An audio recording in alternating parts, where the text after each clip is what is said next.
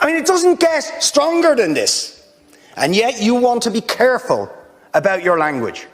You're happy to correctly use the most strong and robust language to describe the crimes against humanity of Vladimir Putin, but you will not use the same strength of language when it comes to describing Israel's treatment of the Palestinians, when it is now being documented and detailed by two of the most respected human rights organisations in the world, and indeed has been alleged by dozens and dozens of non-governmental organisations, and to be honest, anybody who looks honestly at the decades of brutal, inhumane persecution of the Palestinians, successive assaults on Gaza, the annexation of their land and territory, the systematic application of apartheid rules, you don't want to even use the word apartheid. Never mind sanctions. 5 days sanctions against Putin and his thugs, 70 years of oppression by the Palestinians, and it wouldn't be, what was the word you used? It wouldn't be helpful to impose sanctions. Amnesty International are calling for Israel to be referred to the International Criminal Court for crimes against humanity. Will you support it? They are calling for targeted sanctions against Israeli officials who are perpetuating the system of apartheid, just exactly the same types of sanctions you've just initiated against Vladimir Putin. Will you support it? And I think the answer is clearly you're not going to. Guys, you just saw this video, and over here we have an Irish MP, a non-Muslim Irish minister, and he is pointing out the double standards not only of the Western media but the Western countries, you know. And why am I showing you this video?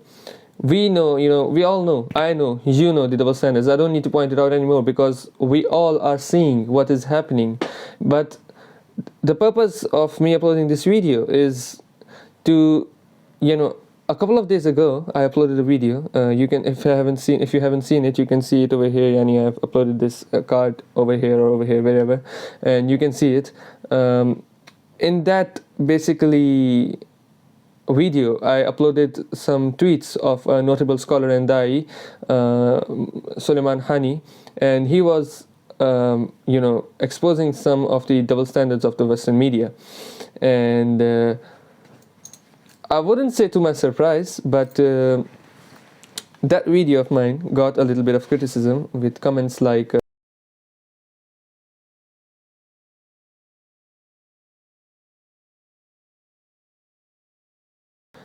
bro,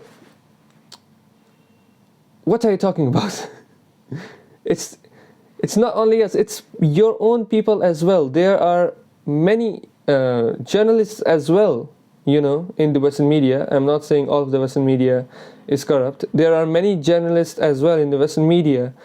And there are many, ministers just like this guy who are, I would like to say, who are not blind, and they do not basically, they don't have double standards. That's what I'm trying to say. And there are people between you, they are your guys, and they are telling you to wake up and see what is happening, how people treat one race with high standards, and how people how people treat the other race as an inferior race. And it's not only the race, it's the religion as well. So it's the religion, it's the race, a lot of things matters. Basically, white supremacism, I'm not gonna sugarcoat it, I mean, we even have the example of this reporter over here. I'm sorry, it's really emotional for me because I see European people with blue eyes and blonde hair being killed, children being killed every day with Putin's missiles. But this isn't a place, with all due respect, like Iraq or Afghanistan, that has seen conflict raging for decades. This is a relatively civilized, relatively European, I have to choose those words carefully too, city where you wouldn't expect that or hope that it's going to happen. These are prosperous, I'm loath to use the expression, these are prosperous middle-class people. These are not obviously refugees trying to get away from areas in the Middle East that are still in a big state of war. These are not people trying to get away from areas in North Africa. They look like any European family that you would live next door to. Now the unthinkable has happened to them. And this is not a developing third world nation. This is Europe. Now, it's not us Muslims crying about the attention that has been taken about. Where do you come up with this, bro? I mean, utter disappointment. Wallah. Anyways, guys, see you guys soon, inshallah. You really should be ashamed of yourself, but you should be humiliated. You should be humiliated.